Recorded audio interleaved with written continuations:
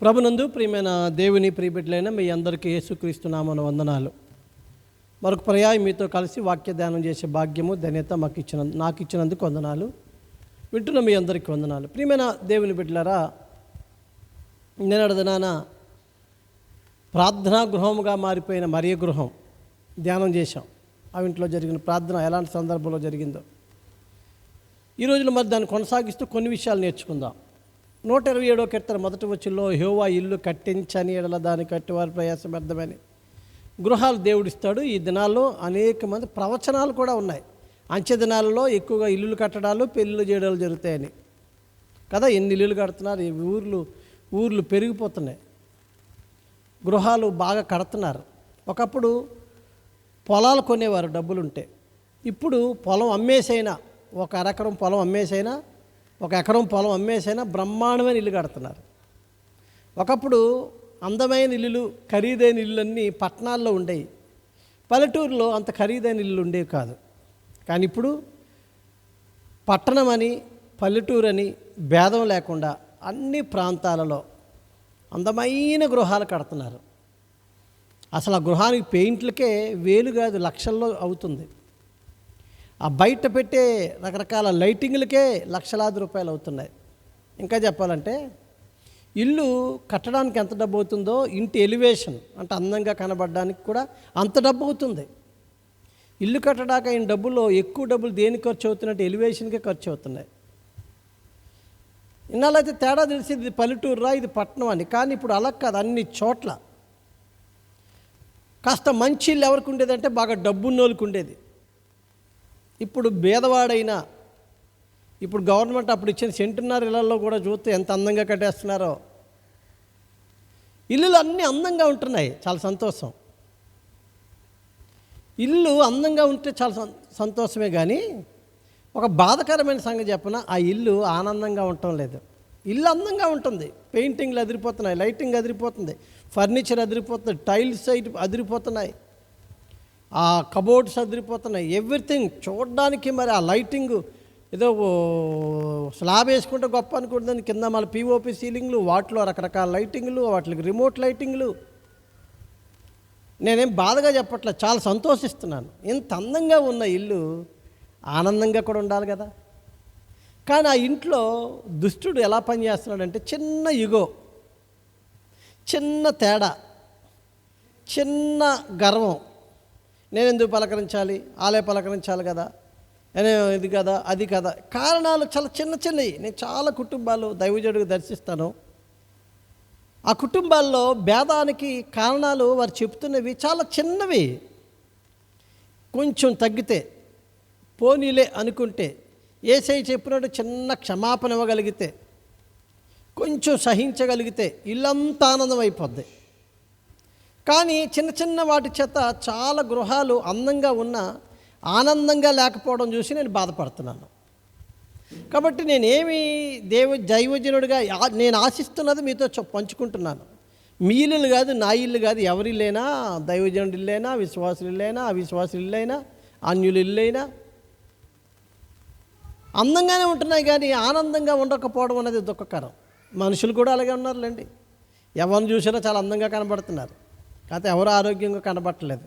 ఎవరిని కదిపిన ఏదో రోగం చెప్తున్నారు. సమాజం అలాగ అయిపోయింది. మరి సమాజం సిరియా సైన్యాధిపతి అయిన నయమాను వల్ల అయిపోయింది. నయమాను సైన్యాధిపతి, విజయాలు పొందినాడు. బూట్లు వేసుకొని, యూనిఫామ్ వేసుకొని రోడ్డు మీద వెళ్తుంటే ఎదురుగా ఎవరు నిలబడేవారు, కూర్చునేవారు కాదు, నిలబడి నమస్కారం చేసేవారు. రాజుగారి దగ్గరికి వెళ్తే రాజుగారు కుర్చీలోంచి లేచి రండి సాయి అనేవారు. ఎందుకంటే ఈయన వెళ్తే విజయమే కదా.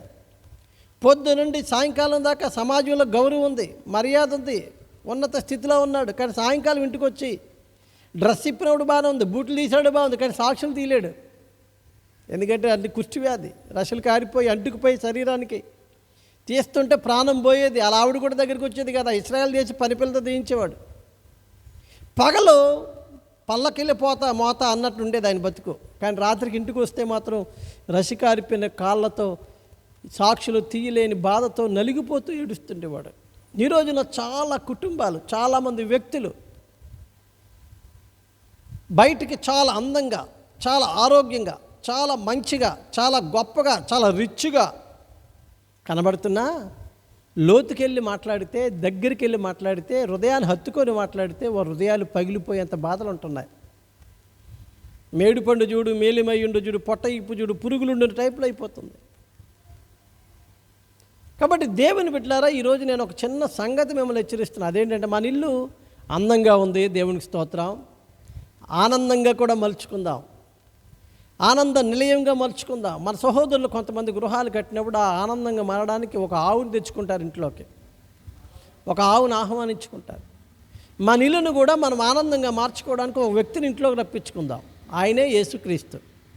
యేసు పేతురు గారు అత్త ఇంటికి వచ్చారు కదా. మార్కు సువార్త 1-2 అధ్యాయాలు చదవండి. 1వ అధ్యాయంలో పేతురు అత్తగారింటికి వచ్చాడు. అప్పటికి ఆ ఇంట్లో అనారోగ్యం ఉంది, ఆమె జ్వరంతో బాధపడుతుంది. పేతురు ఇంటికి వస్తే అత్తగారు జ్వరంతో బాధపడుతుంది. అది ఆరోగ్య నిలయంగా మారిపోయింది. వెంటనే ప్రభు వచ్చాడు, అనారోగ్య నిలయం ఆరోగ్య నిలయంగా మారింది.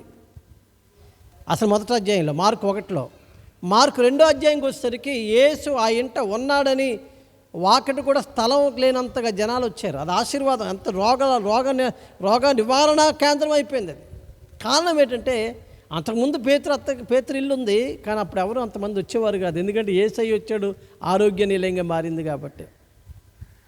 యేసు నీ ఇంటికి వస్తే నీ ఇల్లు ఆరోగ్య నిలయంగా మారుతుంది. రెండోది, మార్కు సువార్త 5వ అధ్యాయం చదువుకోండి. అక్కడ యాయీరు అనే ఒక యూదుల అధికారి కనబడతాడు. ఈ అధికారి ఇంటికి యేసయ్య వచ్చాడు. ఈయన పిలిచాడు, ఆయన వచ్చాడు.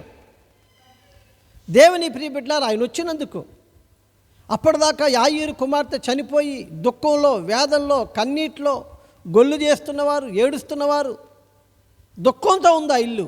కుమార్తె చిన్నపిల్ల, ముసలాం కాదు. ఆ యాయీరు కుమార్తె చనిపోయి ఏడుస్తున్న ఇంటికి యేసయ్య వచ్చాడు. స్థలమియుడే అన్నాడు. కొంతమంది ఎటకారం చేశారు. చిన్నది నిద్రపోతుందంటే ఎటకారం ఆడారు, ఆ వాక్య భావం తెలియక. కానీ ఆ చిన్నదాన్ని యేసుక్రీస్తు బతికించాడు. ఆ దుఃఖమంతా ఆనందంగా మార్చబడింది. బూడిదకు బదుగా పూలదండ, దుఃఖమునకు ఆనందం అని బైబిల్లో చదువుతా. ఈ వచనాలు నెరవేరాలంటే యేసు మన ఇంటికి రావాలి. యాయీరు ఇంటికి వచ్చాడు, దుఃఖం ఆనందం అయింది. పేతురు ఇంటికి వచ్చాడు, అనారోగ్య నిలయం ఆరోగ్య నిలయంగా మారింది. జక్కయ్య ఇంటికి వచ్చారు లోక 19లో, ఆ ఇంటికి రక్షణ వచ్చింది. నేడు ఇంటికి రక్షణ వచ్చింది అన్నాడు. ఇంకా చెప్పాలంటే బేతనీయకి వెళ్ళినప్పుడు ఆ యేసుని చేర్చుకున్నారు. యేసు ఆ ఇంటికి వెళ్ళాడు. మార్తా, మరియా, లాజర్ల ఇంటికి వెళ్ళాడు. అప్పటి వరకు వారు అనాథులు, అప్పటి వరకు వారు బేదవారు, అనాథులు కూడా. కానీ యోహాను 12:10 చదివితే అనేకులు ప్రభుని అంగీకరించారట. ఆ తర్వాత లాజరు చనిపోయి బతికిన తర్వాత ఆయన ప్రసంగాలని, అప్పుడు అనాథులుగా, ఒంటరిగా, బేదవారుగా ఉన్న వీళ్ళు అనేకులుగా, వానిలో ఒంటరైన వాడు 10,000 అగునన్న మాట ప్రకారం ఆ గ్రామంలో అనాథులుగా, పేదవారుగా ఉన్న వీళ్ళను దేవుడు ఒక పెద్ద కుటుంబం కలిగిన వారు, నేను అనుకుంటాను అనేక మంది రక్షణ పొందారని యోహాను 12:10లో ఉంటుంది. అనేకులు యేసయ్యని, వారు యూదులను విడిచి యేసయ్యని వెంబడించారు. వాళ్ళందరికీ ఒక ఆరాధన కలగాలి, వాళ్ళందరూ సంఘంలో కూడుకోవాలంటే వీళ్ళింట్లోనే జరిగి ఉంటుంది. అంటే ఒంటరి వారు అనాథలు అయ్యారు యేసయ్య వస్తే. దేవుని బిడ్డలారా, యేసుని ఇంటికి రావాలి. కొంతమంది ఆవుని తెచ్చుకుంటారు, వాళ్ళ ఉద్దేశాలు వేరు. నీ ఇంటికి, నీ గృహప్రవేశానికి యేసయ్య రావాలి, నీ ఇంట్లోనికి యేసయ్య రావాలి. యేసయ్య నీ ఇంట్లోకి రావాలంటే ఒక పెద్ద ఫోటో తెచ్చి పెట్టేసుకుందామా? డబ్బులున్నాయని బంగారం పోత పోయించి పెట్టేసుకుందామా? లేకపోతే ఇత్తడి పోత పోసేసి బొమ్మ పెట్టేసుకుందామా? లేకపోతే పెద్ద సిలువు పెట్టేసుకుంటే వచ్చేస్తాడైనా? అసలు యేసయ్య రావాలంటే ఆయన చెప్పాడు. యేసయ్య రావడానికి ఆయన కొన్ని మాటలు చెప్పాడు. మొట్టమొదటిది యాకోబు 4:8 ఏముందో తెలుసా? మొదట మీరు ఆయన యొద్దకు రండి, అప్పుడు ఆయన మీ యొద్దకు వస్తాడు. చాలామంది ఇల్లులు అందంగా ఉంటాయి కానీ వాళ్ళు మందిరానికి వెళ్ళరు, దేవుడి దగ్గరికి వెళ్ళరు. మందిరానికి వెళ్ళి ఆరాధనలో పాలు పొందిన సంఘంతో కలిసి ప్రభుని ఆరాధన చేయరు. నీవు మందిరానికి వెళితే, నీవు ఆయన దగ్గరికి వెళితే ఆయన నీ దగ్గరికి వస్తాడని యాకోబు 4:8 చదవండి. నువ్వు వెళ్ళాలి, నీకు టైం లేదని, నీకే టైం లేక నువ్వే బిజీ అయిపోయి ఆయన మందిరానికి వెళ్ళడానికి, వారానికి ఒకరోజు కూడా వెళ్ళడానికి నీకు టైం లేకపోతే, ఆయన ఈ సర్వ సృష్టికర్త కదా, ఈ విశ్వమంతా పరిపాలన చేయాల్సిన వాడు కదా, ఇన్ని కోట్లాది మంది యొక్క అవసరాలు చూసుకోవాల్సిన వాడు కదా, ఆయన ఎంత బిజీగా ఉంటాడు.